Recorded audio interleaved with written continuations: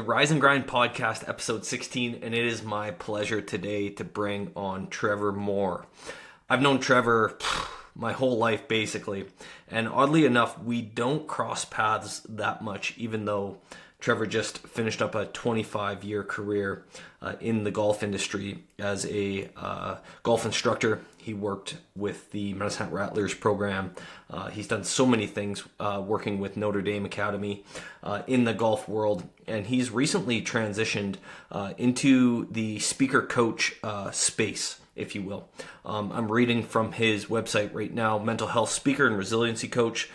Silence self-doubt, build resilience, take action without burning out. And I don't know if it's just the universe aligning this podcast episode with all the noise that's going out there in the world right now, but it certainly is timely.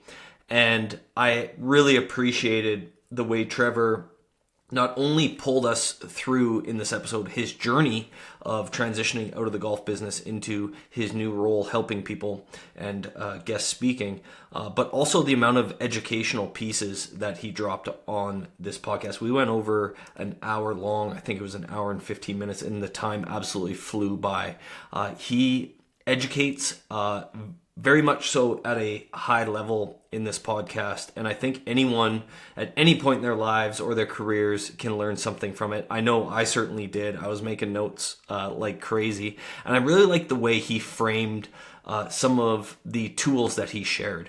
And he used a lot of examples that I certainly was able to relate to. And what I appreciate about Trevor the most is that he's dedicated his life, whether it be in the golf space or what he's doing now, to helping people. There's a common theme in what he's done throughout his life, and he has incredible, I would say, optimism for humans. He has an incredible drive to help people and incredible motivation to bring people into their best selves.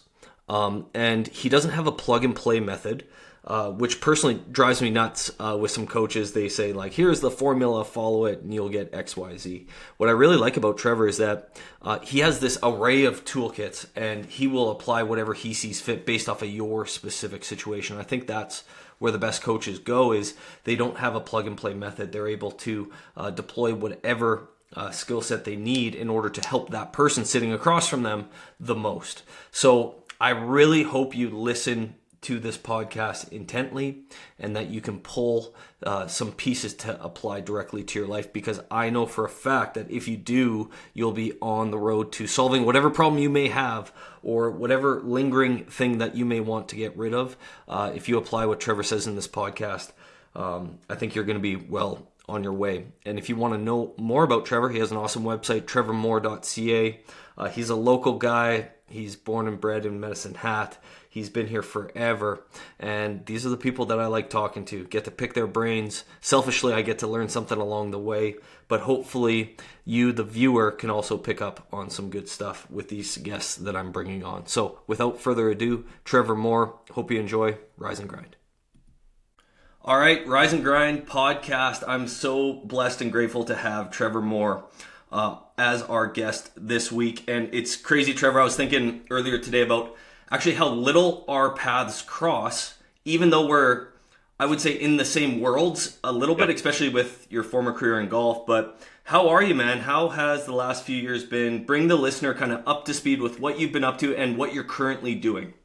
Yeah, well, that's you're right. I had that sort of same service. Like we've crossed paths. I would say I know Ryan Weary well, but the reality is I don't know how well I know Ryan Weary. The amount we've crossed paths, you're right.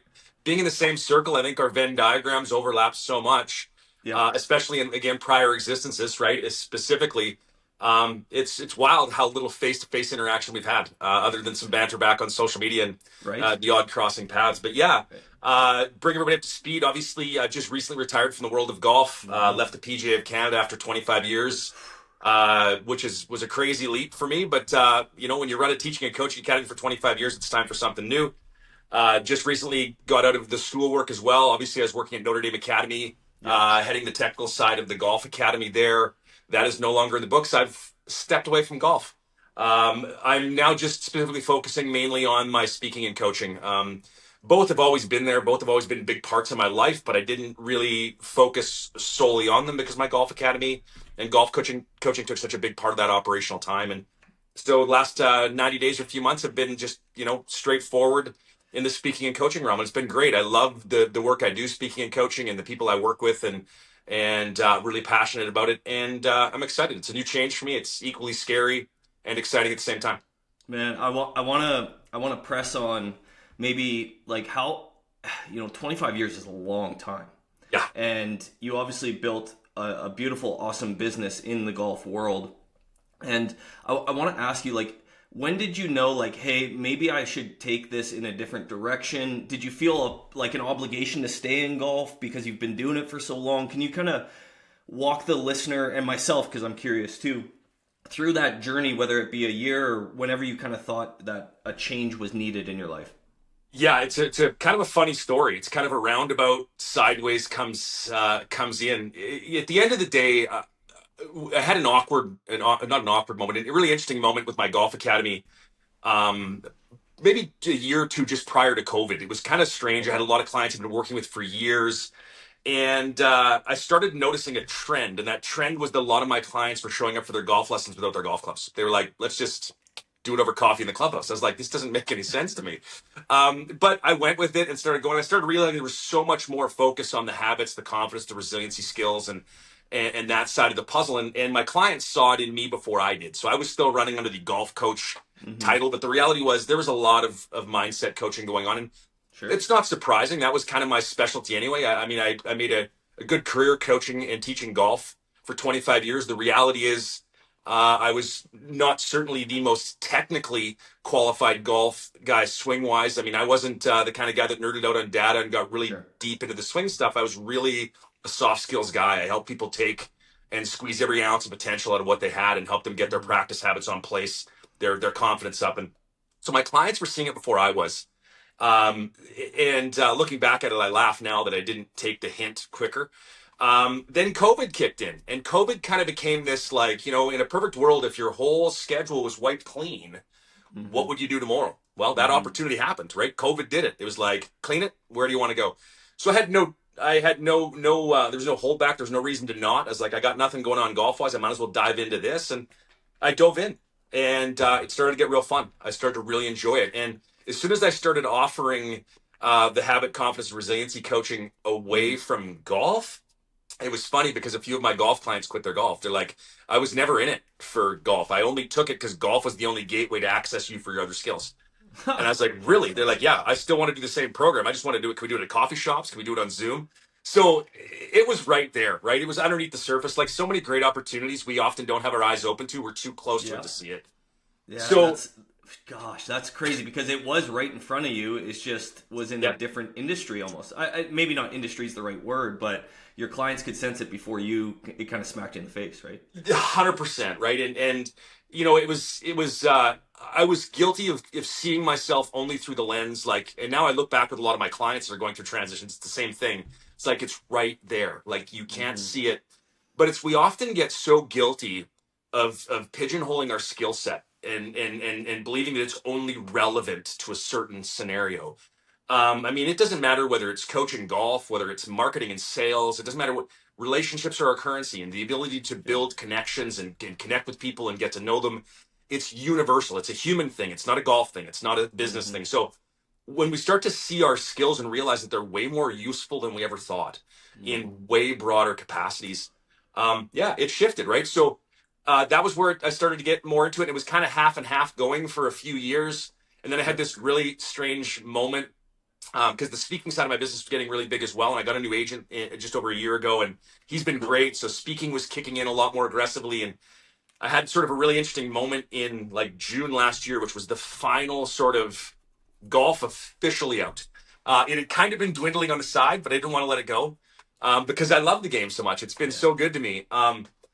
But I had this really strange moment where my time at the school, which was 21 years working at Notre Dame with the golf academy, and my time at the school was starting to cross up with speaking. So there was this Gotcha. decision where it's like, the school piece needs to maybe come out because speaking's taking over.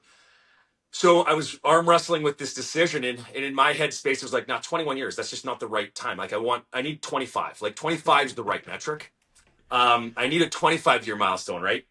And this was a Monday that I was kind of contemplating the decision. As I'm heading to the school on Tuesday, at the door, I meet a delivery courier, and he's got a box, and it's addressed to me. And I'm like, "This is weird." I open it up, and it's my 25-year service plaque from the PGA of Canada.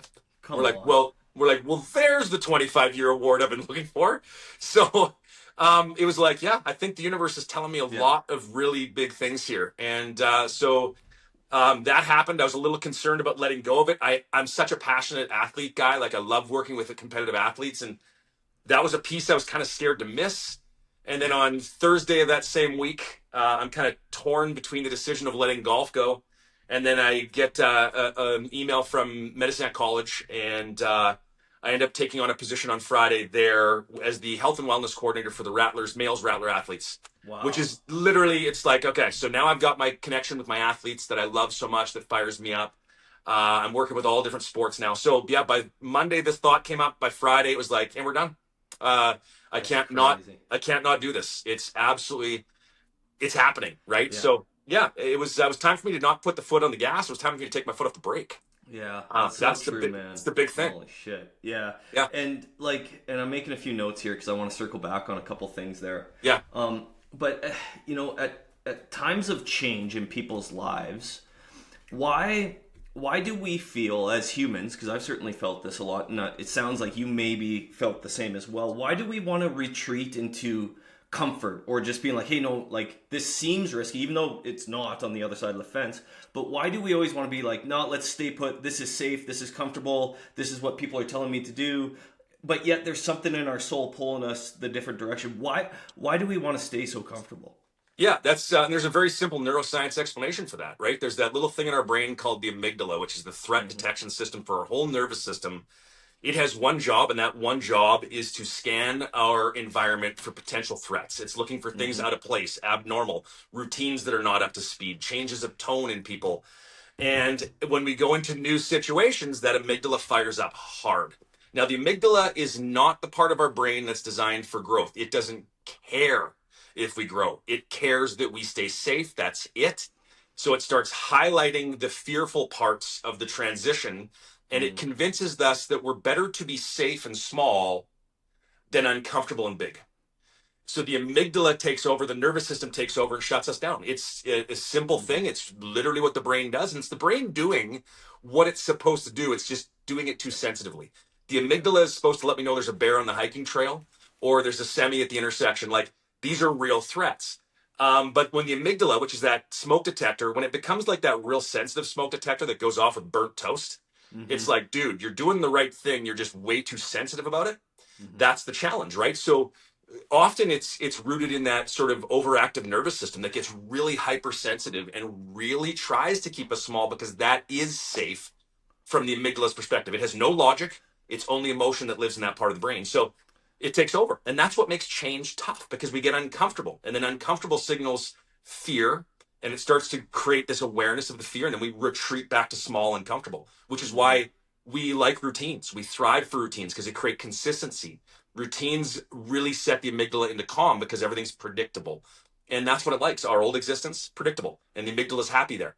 It doesn't mean our logical part of our brain's happy there. It doesn't mean our heart is happy where we are, but our brain's doing its job. It's doing it too well.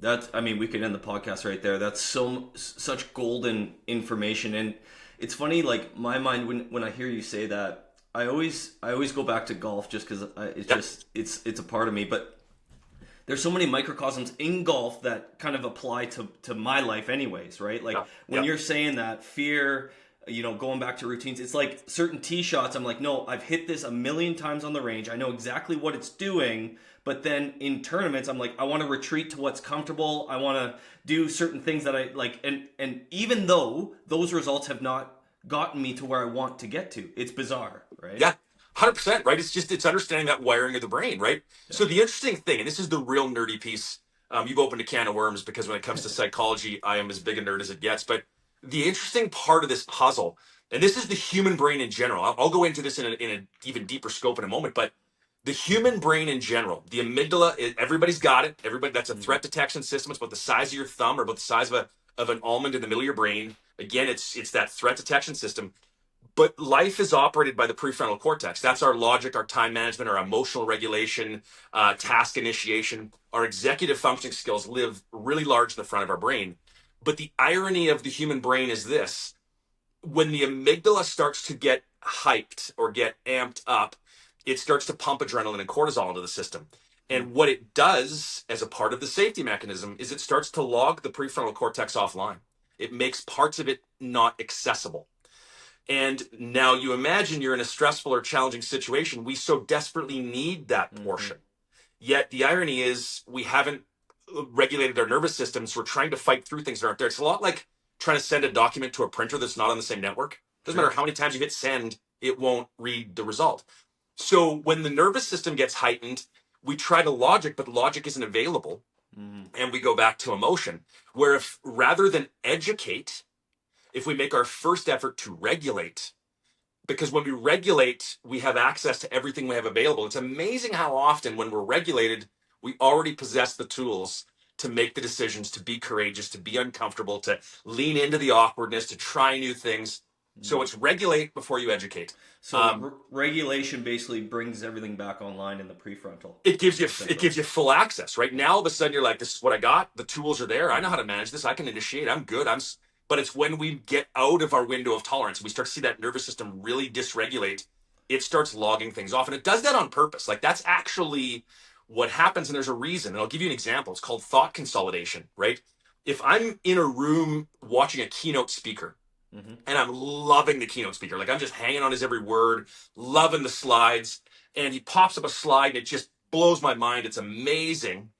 And then all of a sudden, someone pulls the fire drill and we all smell smoke and everyone screams and yells and runs out the building. I get into the parking lot and someone says, "Hey, what was the slide that was on the screen when we left?" I don't remember. Hmm. Why? Because your brain said that's not relevant to your safety right now. We are not holding that thought. Gone. It starts purging thought process because it's not necessary for your survival. Because again, the amygdala doesn't Yeah. care about your education. It requires safety. That's it. So it does it on purpose, right? Which is exactly why, um, uh, uh, what's the word I'm looking for?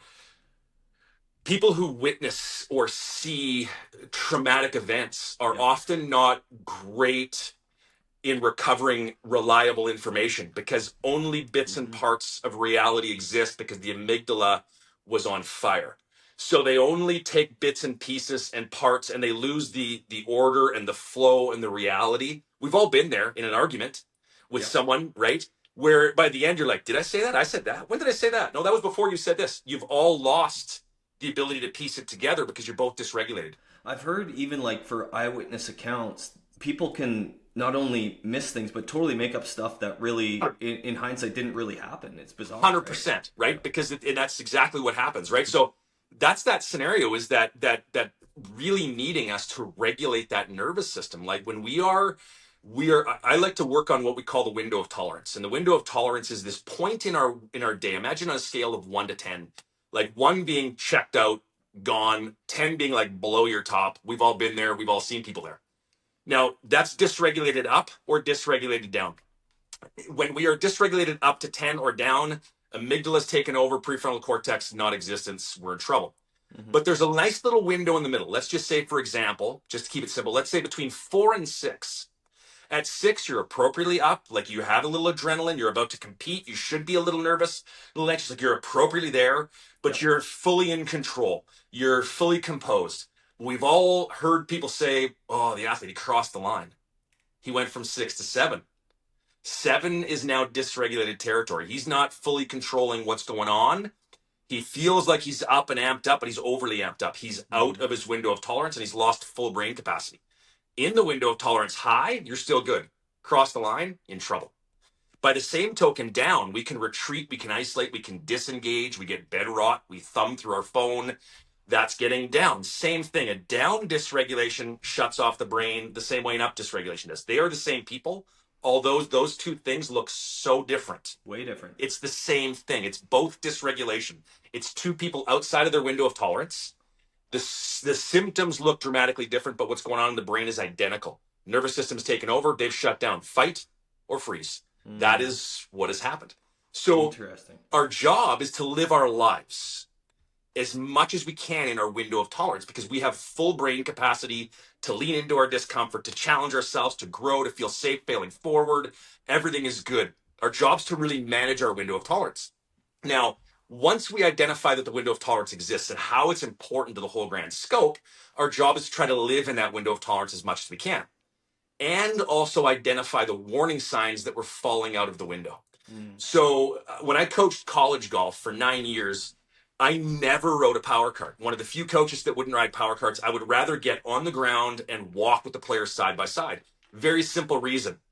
I could sense when they were walking quicker than normal or slower than normal. They were up or down dysregulating out of their window of tolerance. I could pick up the speed or slow the speed down to try to calm them. You'd hear faster speaking. Some people, they swear more. yep. Some people talk less. Some people start eating and snacking a lot more. Like, what are the warning signs that they're crawling up or down out of their window of tolerance? And then your job is to help give them tools to regulate back in. Mm, Right? So simple things like, are you hydrated? Because hydration is going to keep you in your window of tolerance better. It's an insulator. It mm-hmm. keeps you in that window better. Sleep, clearing the daunting tasks off your to-do list. All of these little things regulate the nervous system. And when the nervous system is regulated, we can tolerate a lot more than when it's not regulated. So number one, identify the window of tolerance. Number two, figure out the warning signs of what it looks like when I'm falling out of my window, and build a toolbox of things I can do to bring myself back in those moments. Mm, It could be breathing exercises. I love the old statement, anything but golf, which was a big one with my athletes. Like, you're dysregulated right now. yep. For the next 500 yards, we're talking anything but golf. Talk about football. Talk about your parent. I don't care what we're talking about, anything but golf to regulate you back down. Gosh, that's so awesome. Like I've seen some tour guys recently share kind of what they do between shots, and there's such an array of things to bring them back into the moment when they need to be. Like I know this one guy was his caddy basically gives him math problems between shots, and he has to like figure that out on the fly, and then they review their rounds after and figure out how many answers he got correct, right? Yeah. But man, I certainly know exactly what my warning signs are. In competitive golf, I walk fast and my brain starts spinning to where, like, hey, where can I make the next birdie? And my toolbox is simply coming back to the question. I stop what I'm doing and I just ask myself, what's your target? Yeah. And that brings me back, okay, whether I hit it out of bounds and I have to reload here, or I hit it in the water, I have to drop, what is my target? Yeah. And for me, I found that works as well.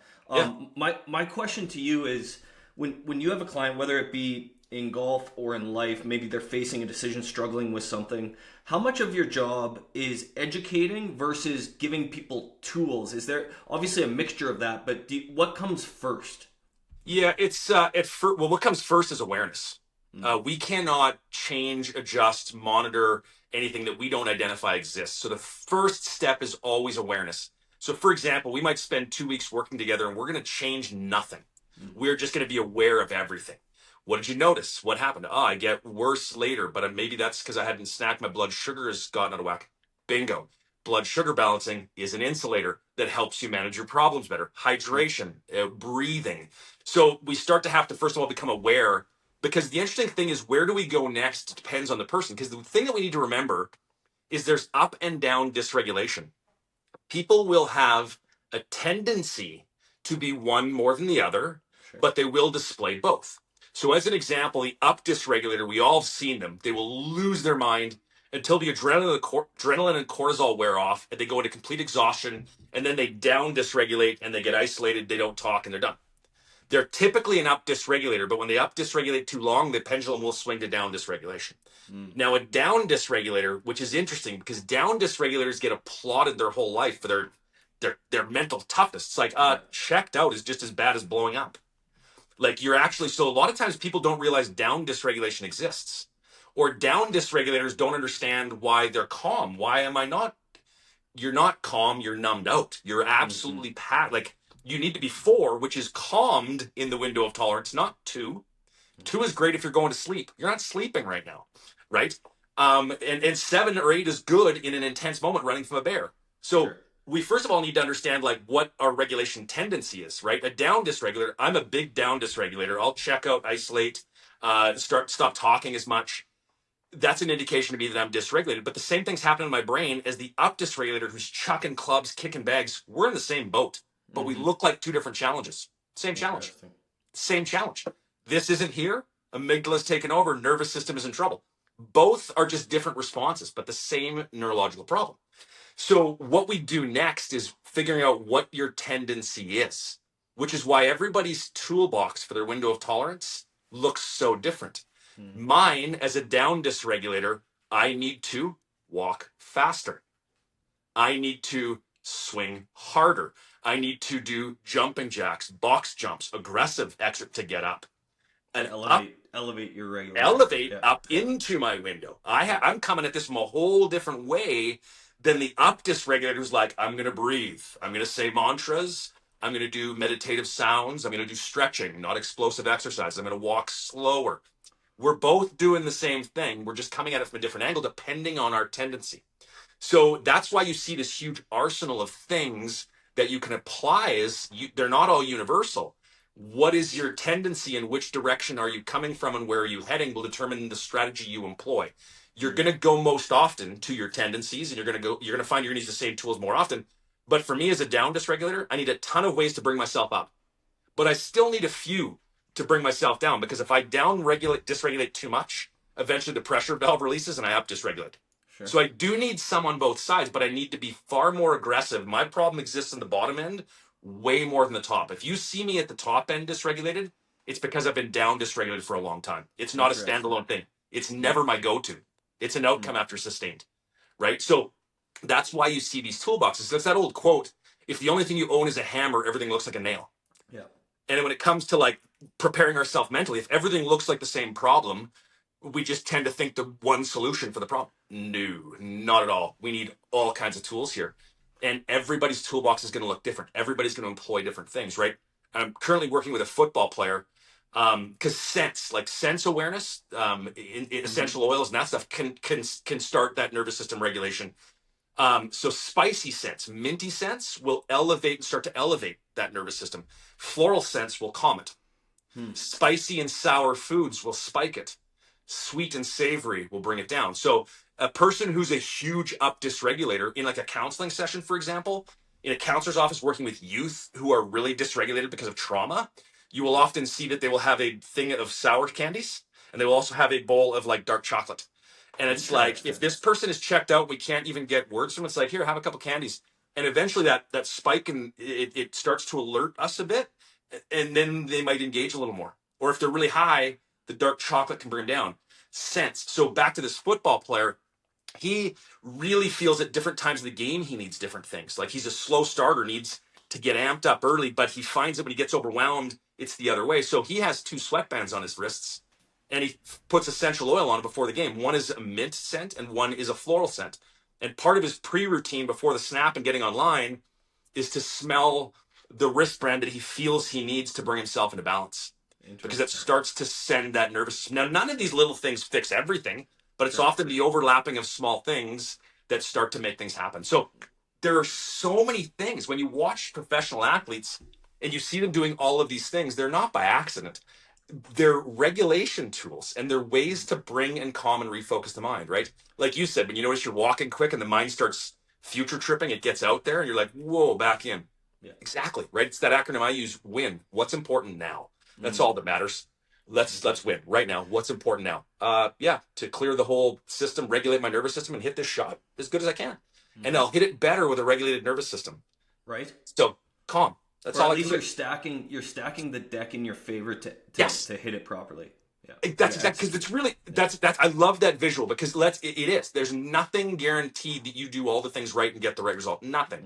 That's what makes sport exciting. That's what makes life fun and interesting. Is things don't happen as they always should. And yes, we are the beneficiary of the good time as well sometimes, right? We often tend to focus on the times it doesn't work in our favor. There's a lot of times we get things we didn't fully deserve either, and that's okay, right? I'm sure to go into our world, the golf, Dr. Bob Rotella, sports psychologist I grew up on, right? And I'll never forget that one story. I can't remember in one of his books, he was talking to one of the tour players, who was frustrated about getting bad bounces, kept kicking into the rough. And he said, well, on the 14th hole, you got one from the rough that bounced into the fairway. Safe to assume you turned sideways and chipped it back into the rough because it deserved to be there? Right. No. So then you can't complain about the good ones and not complain about the, like, it goes both ways. Except. But you're right, stacking the deck, right? Gambling. Anybody that gambles for a living will tell you it's about securing good odds. We're not going to win every hand. We're not going to win every bet. But if I run with the odds are the odds. It will work out for me more often than not. It's funny, like, and using, because in my world, real estate, obviously, like, you, in my opinion, you can't really control how deals are gonna go, but I can control certain things in my world that stacks the deck in my favor to help people eventually, right? And Yep. that's what I can control. Yep. And that's, in my opinion, a lot easier way to live than living and dying on every single deal or transaction, right? Yep. Yep. So there's a lot of I would say nuance or microcosms to golf and other things in people's lives. And correct me if I'm wrong, Trevor, but you don't like to have, from what I'm hearing you say, like a playbook for every client because it's all different, right? You're dealing with humans. It's going to be, you're going to have to deploy different strategies or implement certain things. How does that change when you have to speak to a crowd at a keynote? Because now you're not one on one, you're one to many. Can you talk about that? Yeah, for sure. So I look at speaking on stage from a little different capacity. The job so I look at information versus implementation. Mm. As a speaker, we provide information. We need to just salt and pepper a concept, create some interest, not a lot of it is like deeply actionable. Not a lot of it is deeply going to change your life tomorrow, but it's gonna throw this umbrella up that you can live under, right? A good keynote kind of sort of sets some tone. Where coaching is less information, more implementation. You know what to do. What's the holdback? What's the hurdle? Mm. Where's the challenge? What are we missing? What is the detail? It's the old, if you're climbing the ladder of success, make sure it's against the right wall. Is your ladder placed properly? Like, these are the things we work on privately when we're looking one to one. The bigger we get into a group, the more it's like, what is the general framework? And we'll speak on the framework, not the Sure. minutia, if that makes sense. Yeah. So when you're giving a keynote, you're really just, you're delivering a framework that they can walk away with. They're like, oh, well, this makes sense. These little 3 steps, or it's great. We've all been to keynotes. We've all been to conferences. You have that great keynote you love. Everybody in the room's super pumped. Less than 3% of the people walk away and apply anything from it. Yeah. Now, you're at conferences. You are probably demographically dealing with people who want to learn, people who want to grow. Like, you have an audience that's interested in, and even only 3% of them. It's Like, crazy, what does isn't it it? look like in society as a whole? It's like a third of 1%. Like, what does it look like? Because you demographically, people don't go to conferences if they're not learners, right? It's wild, isn't it? It's Yeah, wild. it's And bizarre. so that's a good segue because I want to ask you about the biggest hurdles people have, and my mind always spins to, like, the answers are fairly readily available for people, or even for me, I'm like, I know what I need to do. It's just, where's the execution, and I'm able to. I think better than most move into that execution phase. But why do people have such a tough time executing on things? Because I'd imagine part of your job is facilitating an environment to where your client can get into that execution portion of whatever you're trying to get them to. Yes. So this comes back to, I hear this like all the time. If I talk to a coach, it's always one of those, how do I motivate my players? Mm. If I talk to a parent, how do I motivate my teens? If I talk to a school teacher, how do I motivate my students? Yeah. It's the perennial, the manager. How do I managers, or how do I organize? How do I motivate my employees? This is a question. How do I motivate them to take the action and do the things they need to do? So often the problem is not the information. Like I said, we've got, with Google and AI now, there's absolutely, from an informational perspective, there's no reason on planet Earth that everybody's not happy, healthy with six-pack abs. Actually. Not a single. There's no magic theory that's missed or hidden or behind locked key. Everything you could ever do to do anything in any career or capacity is available. Yet society is not moving forward faster with the information. When I started my golf academy in roughly 2000, told some friends, I was like, full-time teaching and coaching, and they're like, you're nuts. Like, this was the start of the internet. This is when home use internet started to really become a thing, and the golf channel was online. They're like, dude, everything they could ever want is available online to the internet. Why would they take a lesson? Everyone's like, it's occupational suicide. Well, all those did was overwhelm people more. It actually created more clients. Yeah. It did not create less. Our power as leaders is not in the volume of information we can deliver, it's in the clarity we can provide. Mm. And that is a dramatically different metric. Mm-hmm. The clarity we can provide. So if we can get people clear about what they want to do, they will naturally make a better decision more often. Now, there are times we still have to work at the decision, but it's amazing when presented with the right information how often the right answer is obvious. But then it comes back to that motivation thing. How do we motivate someone? And my answer is a little bit of a different philosophical take on it. I believe that when we are born, we're born motivated. It's an instinctive, intrinsic thing. I did not need cheerleading rewards and fanfare to learn to roll from my stomach to my back, to get to crawl, to walk and move. The first 3 to 5 years of our life, we learn and grow and achieve so much just because we're instinctively curious about engaging with the environment around us. We're born motivated to learn, grow, and interact with our environment. Mm-hmm. So if we're seeing lack of motivation in people, the question is not how do I motivate them? The question is what is unmotivating them in the first place? We don't need to instill motivation. We need to take away the roadblock. Is it fear? Is it past experiences? Were they ridiculed once for trying and failing? Did they are they self-conscious? Do they struggle with self-confidence? Are they going against the grain, trying something different against other people's opinions? Right? It's this sort of scenario. So a lot of times it's let's break down the fear. Let's break down the challenge. Because it's that fear of, oh, what if I don't get it? Why are we even worried about that? What if you do? Trying to keep them towards those things. So that motivation is a big piece. And I call it the unmotivating factor. Our work is not often in knowing what to do. It's in figuring out why we're not already doing it anyway. Like, I don't, it's not information. What is stopping me from doing the thing? Well, it's that unmotivating factor. Like if we go back to the start of our conversation, like the resiliency coaching, I was doing this stuff for years before, but people were seeing it for me before I saw it for me. But what was probably the biggest holdback for me was, well, fear that what if this doesn't work? Yeah. Fear of it's a little bit outside of the box. Like people they could see a golf ball fly straight, or they could see it wasn't one of those, this guy's kind of flaky and goofy. Like it was measurable. I was fearful of the being measured against something that wasn't understood very well. And people have a lot of opinions about things they don't understand well. And that scared me. I didn't want to be that guy. So a lot of it was that fear and the overwhelm, right? When people are stuck, struggling to take action, there's a bit of a circle. And that circle has 3 phases. And typically they need a little bit of all 3, but there's one insertion point that's very common. What they need when they have a problem and they're struggling to take action or implement is typically they need either a boot, a plan, or a hug. Now, they either need a boot, as in dude, you're totally capable. You've got this. Come on, get out of your way. Let's go. You've got this. You know you do. Like they need a boot. They need some motivation. They need some rah-rah. They also might need a plan, because if they're just struggling with getting themselves started, they're a little uncomfortable, that boot is a great idea. But sometimes it's one of those, I'm ready to go, but I'm overwhelmed. You need a plan. You need some clarity. You need some stepping stones. So we provide a plan. The third one is a hug, which means they just want to get it all out. As much as some of what they're saying, they know some of what they're saying is ridiculous. They know some of it's misguided.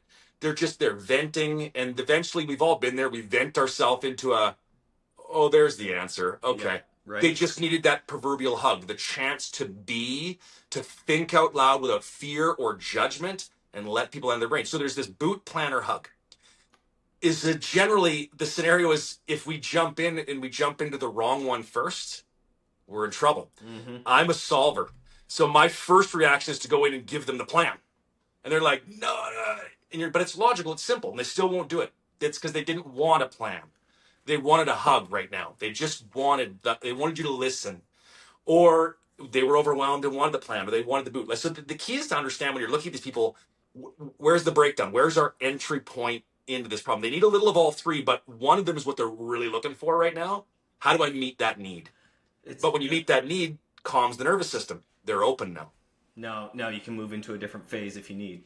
It's funny when I've never heard it put that way with a boot, plan, or a hug. And when you said that, 3 different people popped into my mind in my life that I call for different things, right? I know exactly who I need to call if I need that boot. If I need to have someone just shove me off the cliff, I Yep. know who to call, and that's very different than if I need to vent or I need a hug, as you say. It's a Yes. not the same person, but I mean, it could be. It could be someone like you that understands it. But it's just funny how you put that three different Yep. names, boom, boom, boom, in my mind. Totally. Yeah, Yeah, right. And we see it. Once we see it, we can't unsee it. We're like, right, yeah, I need it too. And you're right. Different people for different times, super common. Sometimes there's people that overlap into multiple realms, sure. But yeah, life is okay if we just have somebody for each of those realms. They don't have to be the same person, mm-hmm. right? To know them all. But here's the thing: is like, how hard is asking for help? It's awful. It's so hard. Everybody hates Very it. hard. Yeah. But when you know what you're asking for, it gets easier.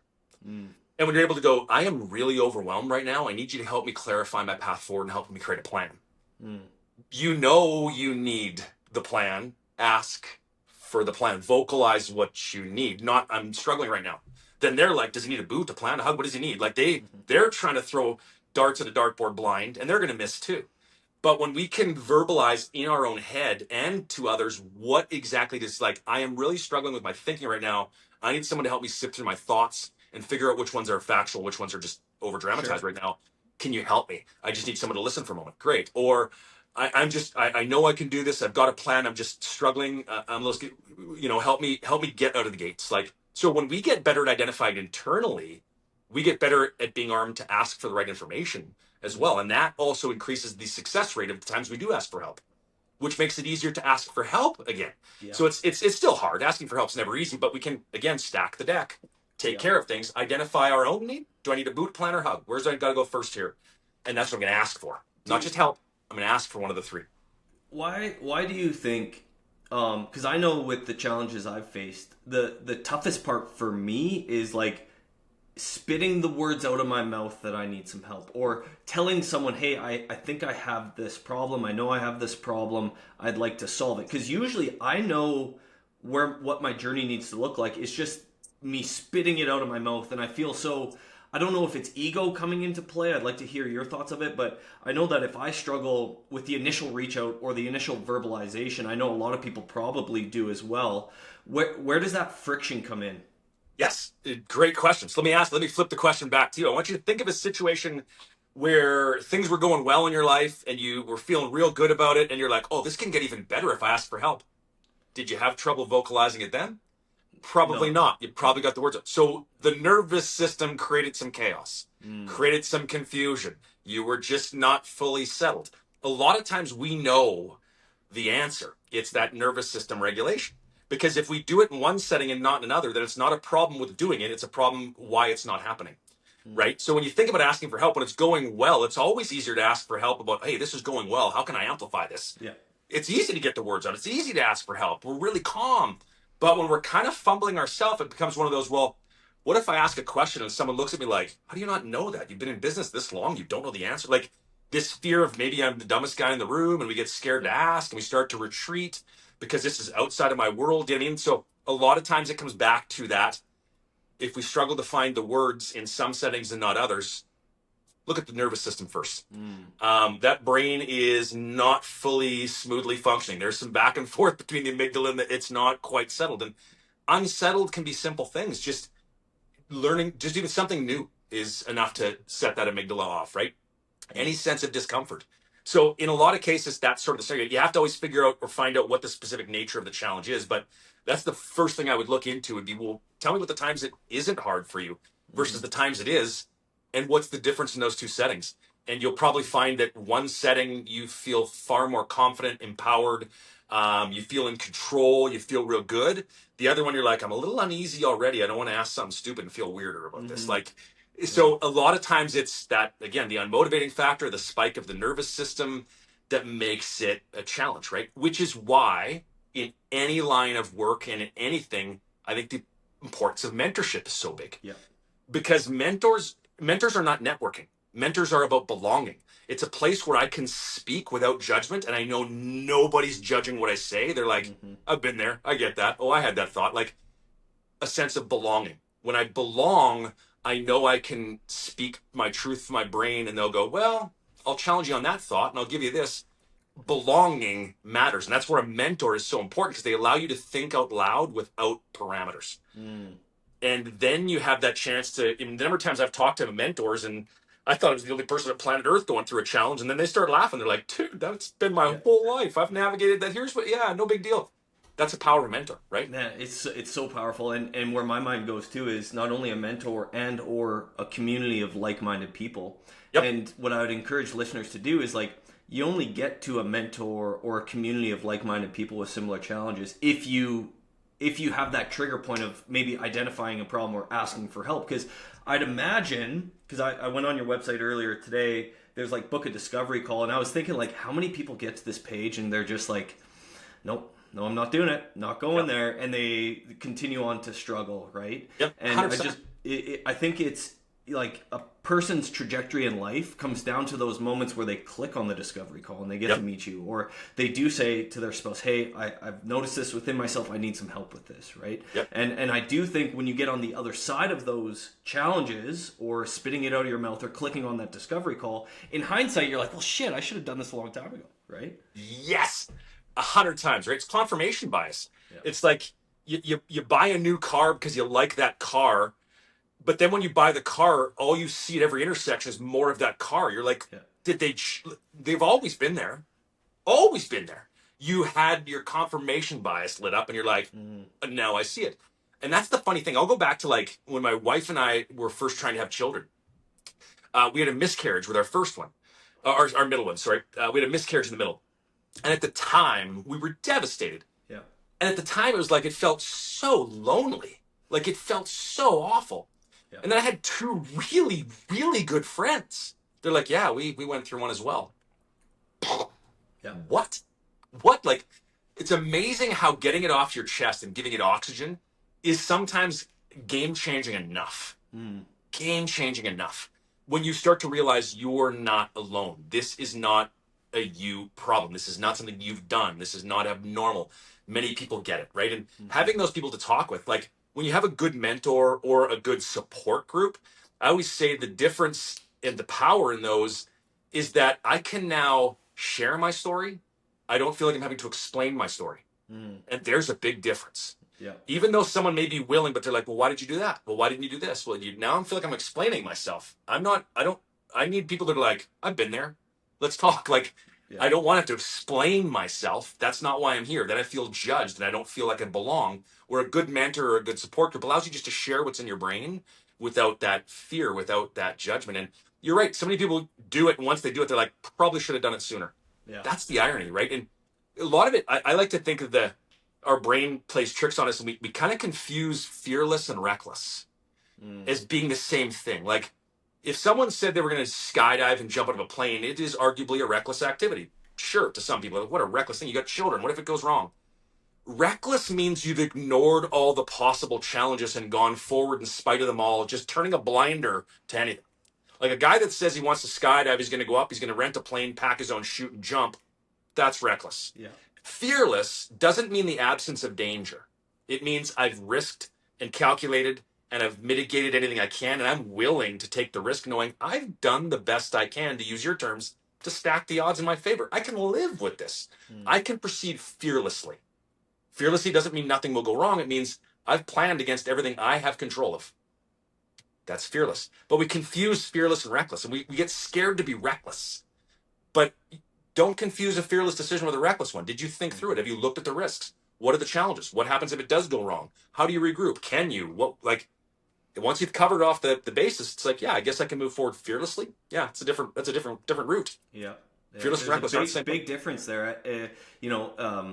At first I'm like, well, they're kind of the same, but they're totally different, right? Yeah, the brain 100%. groups it in for some reason. 100%, right? And that's exactly. It's just about how you face the reality within it.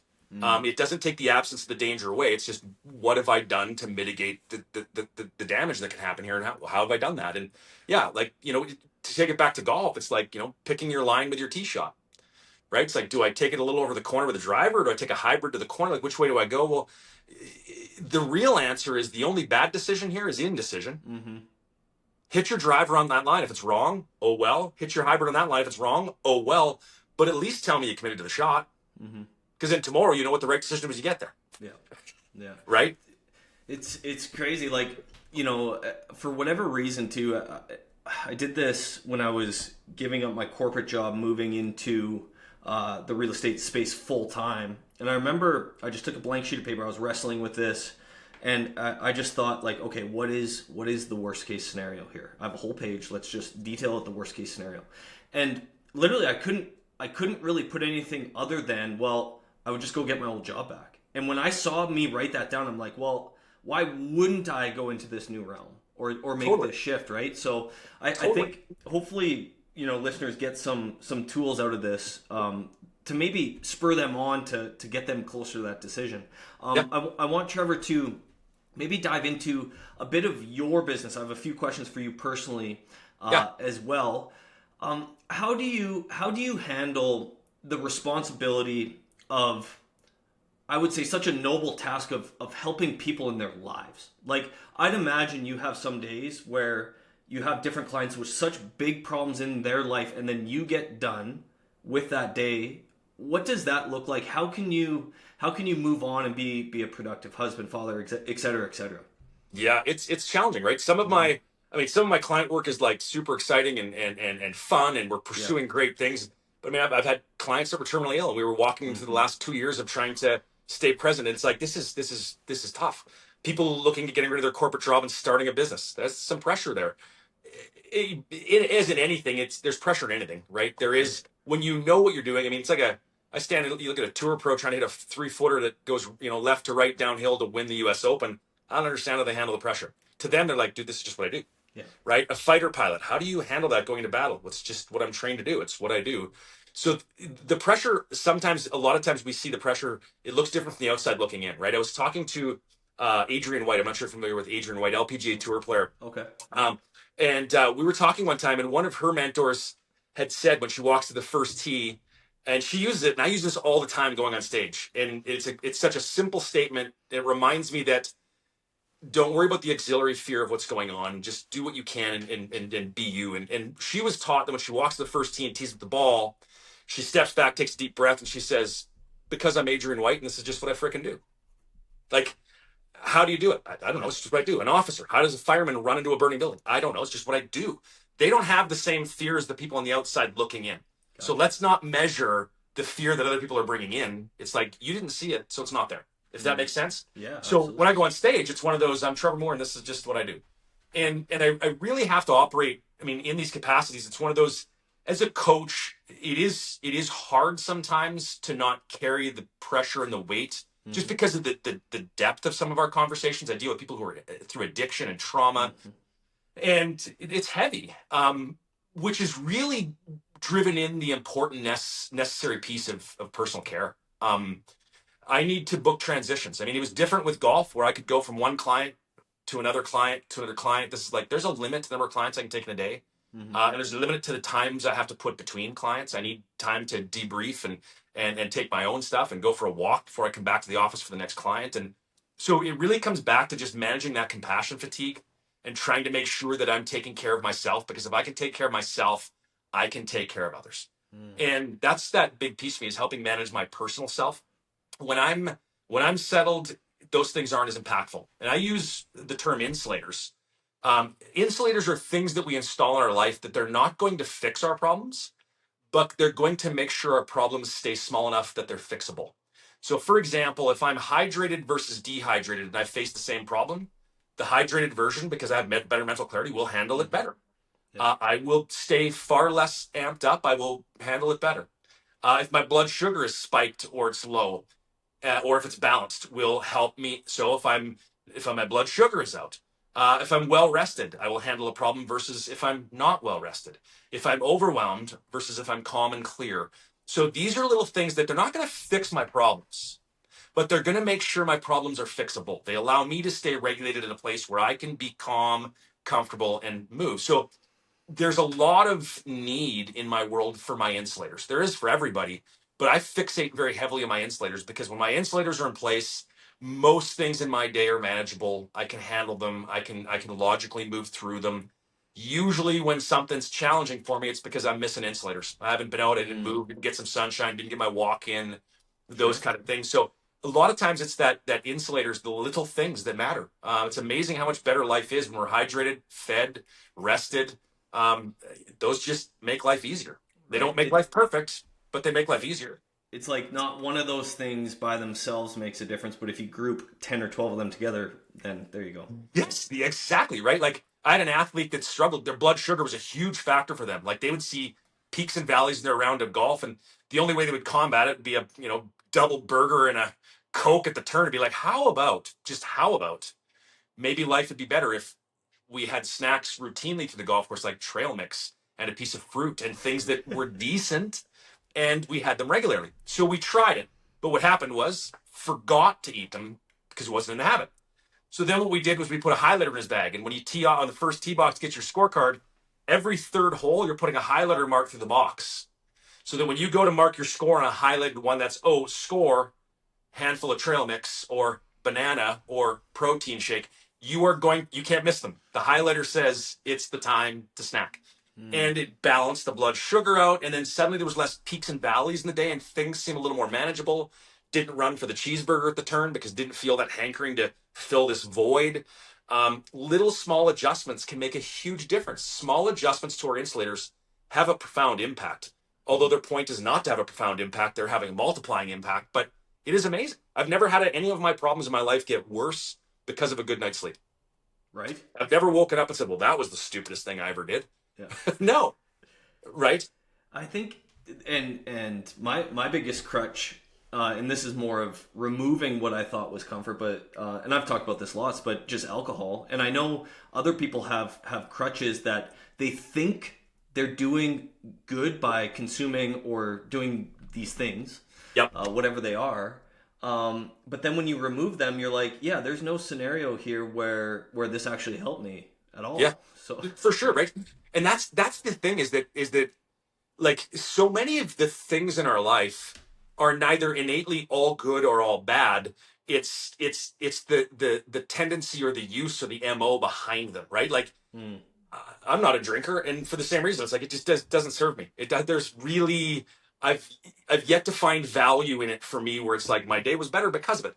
Now, with that said, it's not as though I'm not a drinker. Like in the right setting, if someone were like, "Would you like a nice glass of wine with your steak tonight?" I'd be like, "Well, there's nothing wrong with a glass of like." yeah, But I'm doing it because it's a part of the culinary experience, not sure. because it's a tool that I'm using to try to regulate my nervous system. Now we're in a dicey slope. It's a good way When to it's put it, used, right? when you're using it to regulate, be careful. In any capacity, it's possible to become addicted to working out. Yeah. Going to the gym is not bad, but when going to the gym is the only thing you can do to regulate, you're in trouble. So all of these things have places in our toolbox. We just need to understand when, where, and why, and how they're employed, right? To go back to golf, and I love because golf has so many organic life. Yeah. When I was working with players in their short game, and it'd be like, let's get some chip shots. They all run to their bag. They come right back with a wedge or a set every time. It'd be like, why? And they're like, well, because it's my favorite shot. They said, well, go ahead and grab your 7-iron. Well, I'm not very good at that shot. So, which things you don't know how to hit the 7-iron. Yeah. So that doesn't make your wedge your favorite. It makes your wedge your only. Let's not confuse that. It's your only. That's the problem. You're only as good as the weakest, right? Like, so it's one of those, Sure. your ability with your short game is measured by how good you are with your worst shot, not how good you are with your best one. Because there's not going to be a ton of times where you only get to use your best one. But when the best one applies and it fits, you're like, giddy up, easy up and down, let's go. But it doesn't always work that way, right? So we have to remember. I was just gonna say, and I Yeah. think playing golf, the golf gods are gonna eventually put you in a situation where you can't go to your default Yeah. favorite club. Yeah. And it's just, I know it happened to me last year. I was struggling with chipping, and I'm like, I have one shot that I can get. Sure enough, tournament's on the line. I was in the exact opposite position, and it cost me. So I'm like, okay, this needs to get dealt with. I put it Yes. off for long enough, and it's just another microcosm of golf and life. 100%, right? Because as soon as we're in an uncomfortable situation with a shot we don't feel comfortable with or rely on, nervous system goes up like it's all stacked against us now. Yep.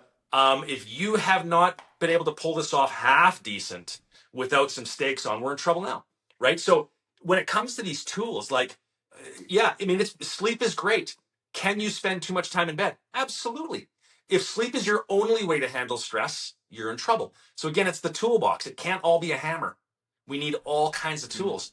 And that's that big piece is, so when we start to look at the things that aren't serving us in our life, it can be that they're not serving us, but can also be that it's our only strategy. And that is where the biggest problem lies. It's like an ounce of discomfort, got to go there. But here's the other irony of it sometimes, excuse me, that we miss. There was a study done, which was really quite funny.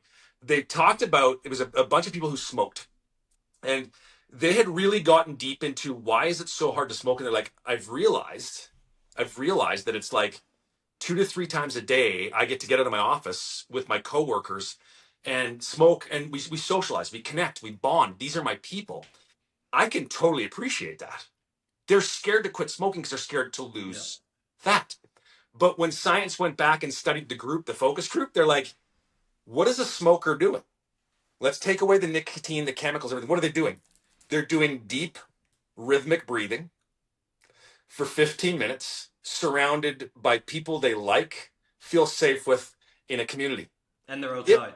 and you're outside. Yeah. It might not actually be the smoking. Like if Right. you just started going out and going for 15 minutes twice a day, I meet Bill and we breathe and we talk and you might actually feel just as good or better. But yet we think it's the smoking. Do you know what I mean? It's Mm-hmm. like going to the gym. It's not always the exercise made you feel better. No, you're in a kickboxing class. It was the community. It was the people. It was the camaraderie of others. It might not have just been the exercise Mm. that made you feel better, right? And so sometimes we have to get deeper into what really is working with it. A lot of drinking comes socialization, Social. Yeah. right? It's like, are you hunting, fishing, playing pool, curling, playing golf, like beer, have a beer, have a beer. It's so baked in. But the reality is it's when it becomes about that it's the problem. Yeah.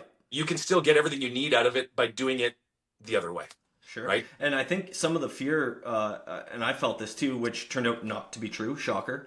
But it was like, oh, well, your mind spirals like, well, if I'm not drinking, then I'm not going to be around those guys, or, I'm not going to be invited out to those parties, or I'm not going to Yeah. be included in the community anymore. And, Yeah. and it's crazy how that mind spirals, right? So, For sure. And the interesting thing is, I always look at that scenario because that's a common scenario. And the answer is either way, you win.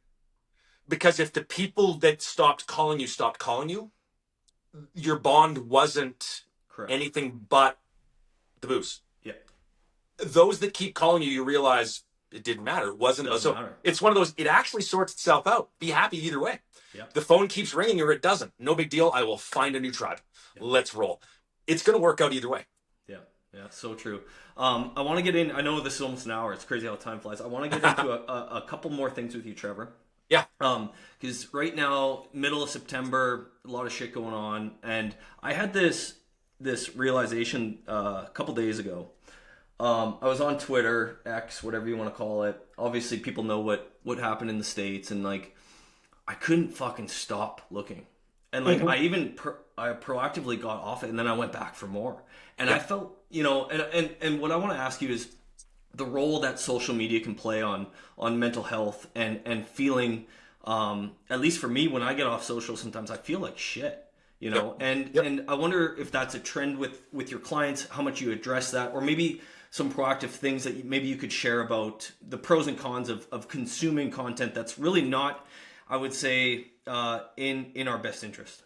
Yep, 100%. So I talk about this lots actually. And first of all, what's really exciting to me, the one thing I love about working with my competitive athletes is they're all like generation and a half behind me. So I'm really seeing the young, the new. So it's interesting. It helps me see a real interesting world of our future. But the one thing that is super common is the next generation, this young generation of competitive athletes, is very aware of how awful their phones are for them. And they come to me and they're like, I need to figure out how to get this. So we are societally getting so much better. Like there was that window, my generation was roughly the time frame where smoking became this bad thing and everybody just got it. My parents, they thought it was a weight loss tool. So the next generation coming up we're going to see it become the way of smoking. Like it is. Gotcha. So that's positive. Like we're seeing this. Now the challenge is still there. How do I get away with it? And it really comes back to like, I always talk about, that old saying, we are what we eat.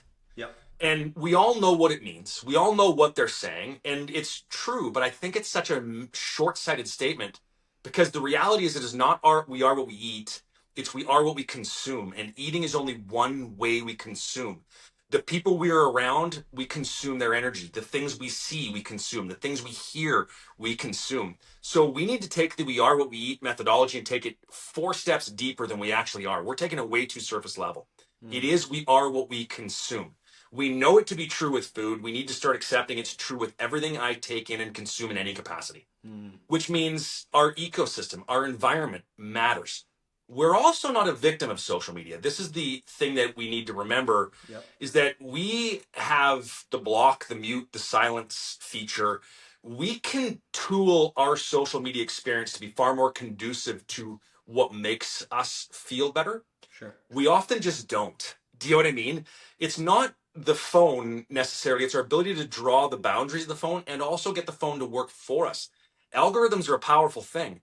Yeah. It's showing us because we got stuck into certain things. Start using different hashtags. Start having moments to pick up your phone and going, I'm going in, and right now my intention is to just catch up on the daily news and what's happening. Okay, I'm going to follow and click into this hashtag and see these 3 or 4 different sources that are okay, Yep. that I like. Or I'm going to hop on social media because I need a little motivation. So I want to. We can tool our experience a little better. Absolutely. We tend to think it's an all or nothing thing. It's like social media sucks versus doesn't.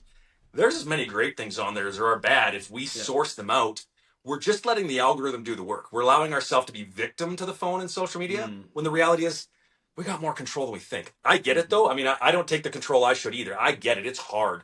Yeah. But I think we need to stop victimizing ourselves a bit and saying that it's, the phones. No. Yeah, right? It's not the phone. It's our use of the phone. And we have the autonomy to pick up or not.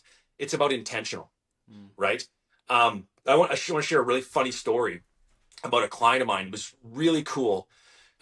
She had 2 goals, and 2 really strong goals for her. One, she was on some really awful meds and needed to take them, but it was really hard on her body. She had to be really hydrated or it could be bad for her. So she knew she needed to massively increase and track her water consumption. She was failing miserably on her water consumption. That was goal number 1.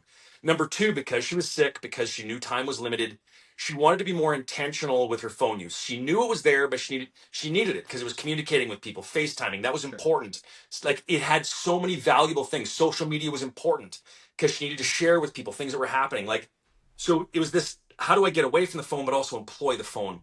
And the answer was just be more intentional. So she came up with a strategy, the best strategy ever to tag on those 2 things. And so what she started doing was every time she sat down, she would put her phone down face down. And it was the coaster for her water bottle, which meant that when the instinct goes to grab the phone, because we all do it, there was a barrier that prompted me to think for a second. And she was like, okay, when I reach for the phone, because all too often we reach without thinking, it forced me to think. And her idea was, when I reach for the phone, I will grab the water and take a sip and ask myself, was I intentionally going to grab it because I needed something there? Or was this because I was uncomfortable looking for a way out? Because it's the new beer. It's the new thing I use to numb. So a lot of times she's like, I would drink the water and be like, no, that was an impulse because I was overwhelmed. Down, phone goes back onto the thing, didn't touch the phone. If she did grab it, be like, oh yeah, I do. She would then grab the phone and phone her friend or send that text. But it made the phone intentional. And what she did was leverage her water against her phone. Within a week, her water consumption goes through the roof. Her phone usage goes down significantly. And she's enjoying the time she is using it because it's intentional. I want to go check football highlights. I want to go see the great. Get on. What an amazing tool. Yeah. Learn to really dig into and invest. So just a great example of how the phone is a problem, social media is a problem, but we need to bring the onus of the problem back to us. It's that we do it unintentionally. That's where the problem exists. When we are intentional, we can use that phone and it is powerful. It is an amazing tool. It creates amazing connection, information, so many things. So I think big power is identifying it and then really understanding how we can become more intentional about it. It's not leaving, it's not going away, but we're also not victims of it. And then by the same token, when we are uncomfortable, having a bigger toolbox, because all too often the phone is, I'm uncomfortable. So it's like an addict goes to a beer or goes to a joint. Somebody that's a workaholic goes into paperwork. It's like, it's because it's your only outlet. There's nothing wrong with numbing out on the phone every now and again. Every now and again. It's your only way to numb out before bedtime. So you lay in bed and doom scroll. Yeah. Not a good time, not a good thing. So I think it's more of a acceptance of the phone, acceptance of social media, and really start leaning into our own experience with it, Mm. following the people we want to follow, muting certain things out of our stream. And I know people talk about you should never, it's censorship. It's not censorship. It's my house. I only invite people into my house that I enjoy talking to. And if I don't want to hear your BS right now, I'm not bringing it into my living room. Yeah. The phone is just an extension of this. It's not, it has nothing to do with anything personally. It's like, dude, I just don't need to hear that from you all the time. But Yeah. I love when we do talk, but it just, I don't want to hear this. And I don't need to talk about this. Yeah. I'm not censoring you. By all means, take your opinion. But That's I don't need to. yeah, that's such valuable. And it goes back to awareness first, right? You have to Yep. be aware of it, and Bingo. then there's tools available. But that water bottle trick's really good, Yeah, really good. really cool, right? It's Yeah. it's the talk about awareness. It made it an instant moment because there was a barrier and it was like, Mm-hmm. now the moment is there. And amazingly, like I said, the more often we give ourselves the conscious thought and the right information, it's amazing how much more often we make the right decision. Mm. It's that we didn't have the decision, habitual just blew through it before you know what I was already doing the thing I didn't want to do. Mm. Right? Wow. That intentional. Thanks for that, Trevor. Yeah. That's that. Yeah, that's gold. I want to just ask you a couple more before we finish up here. Yeah. What does it look like working with you? What is the best way to engage you if someone listens to this and they're like, "Hey, Trevor's my guy. I want to talk to him." Can you walk through kind of how your business is set up Yeah. and what that looks like? Yeah, for sure. Easiest way in any capacity is trevormoore.ca. Takes you straight into the speaking coaching website, and there's tons of contact options through there. Is the main way you can catch me on social media. I use my personal or business Facebook page as well, which is trevormoore.ca. Or even my personal. If you're connected with me personally, that's fine as well. So trevormoore.ca is the mainstream in terms of working with me and various things. I'm going to exclude the speaking capacity. That sort of Sure. speaks for itself. If you need a Yeah. speaker, reach out. We can chat about what I offer. But as far as the coaching goes, I mean, first thing is to always book a discovery call. The reality is those aren't a sales pitch. I'm not there to push anything on you. I will be the first to tell you that as a coach, I'm not for everybody. My style, my philosophy, it works really well. I'm really, really good at working with leaders, so entrepreneurs, executives, athletes. Really good at working with leaders, and I'm really, really good at working with neurodivergent leaders, people who are Mm. ADHD, autistic, navigating trauma or addiction, chronic pain. Really good at understanding the brain in that capacity. So I know who I work really well with. So number one, a discovery call is not so much for me to sell the person. My job is to help the two of us find some clarity on what the real challenge this person is experiencing at hand, and determine if I am a solution for that. But if I'm not, I Yeah. can give you ideas of who to reach out to that might be better suited. Yeah. I don't work with everybody because I am not for everybody. And there are multiple coaches. You need to have a good connection with your coach and have a coach that understands you and your brain and how it works. Mm-hmm. And if a person has challenges with their nervous system, I'm your guy. But we need to figure that out. So the discovery call is an important first step. You'll always walk away with clarity. There's no sales pitch. It's just helping you understand where you are. And then you have a better vision of, okay, where reaching out might look. And it might be me and it might not. And that's totally fine. If a person does choose to work with me, we don't do one-offs. We don't do one session. I don't think anything worth achieving happens in one. One-offs are good for maintenance programs after I've worked with somebody for an extended Sure. period of time and we know their tendencies and we're revisiting old rabbit holes. Yeah, we can do a lot in a one-off every now and again. But generally speaking, we work in 12-week blocks. And Okay.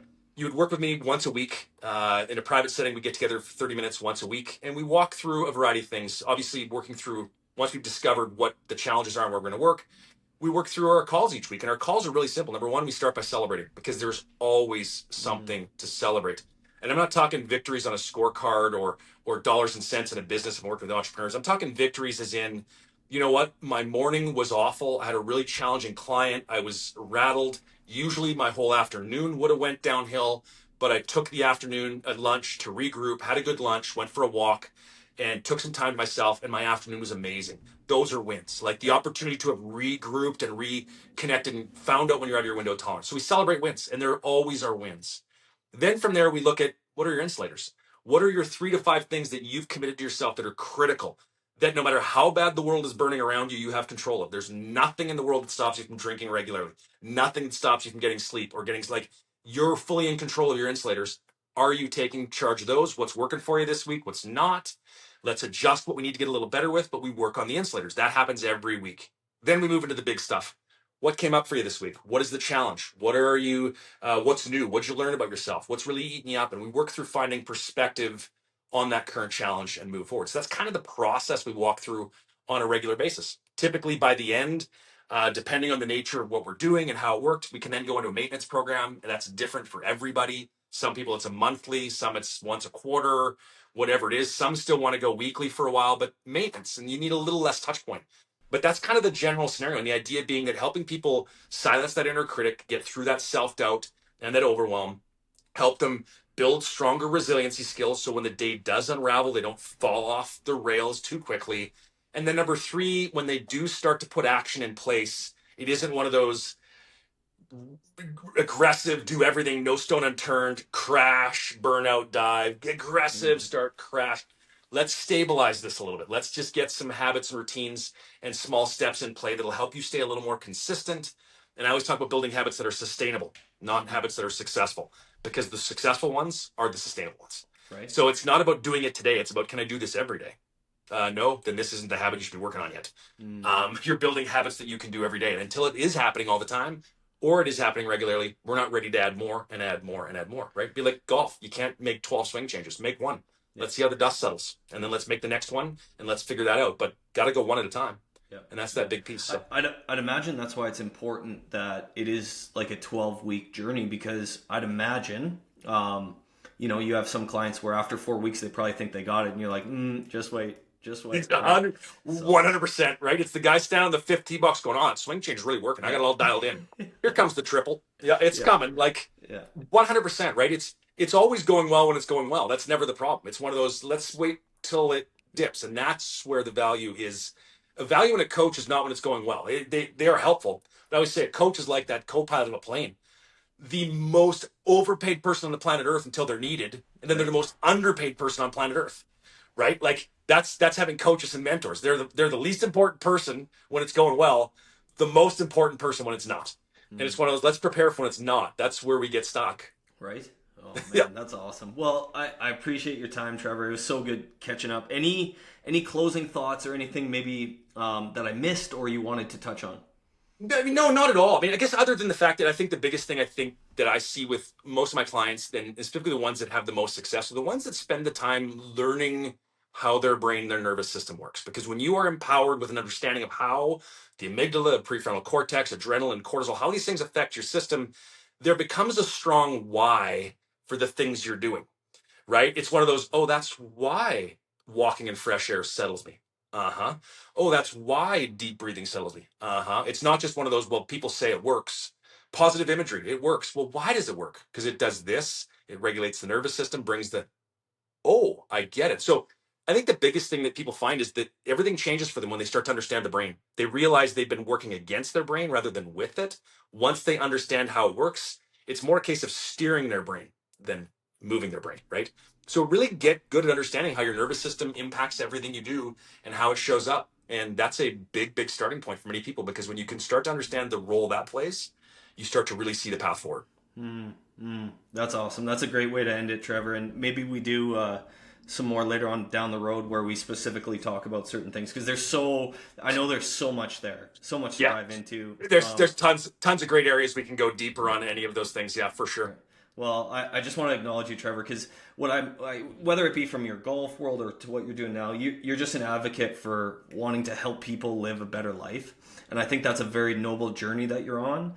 And I think, everyone that's listening to this, everyone in our community is better served with you in it, doing what you're doing. So I just want to thank you for that. And thank you for your time, Trevor. And if anyone wants to reach out to Trevor, trevormoore.ca, Trevor's on social too. That's how I got hold of you. So, okay. Thanks very much, Ryan. I've appreciated it. It's a great chat. Let's make sure we don't wait this long to do it again. And probably next time it needs to be on a deck somewhere with a coffee, enjoying some of the Southern Alberta sunshine and working it there. But thanks for reaching out. Love what you do as well. Love watching your stuff online, and thanks for reaching out. Thanks, man. Okay, take care. Have a good week. See ya.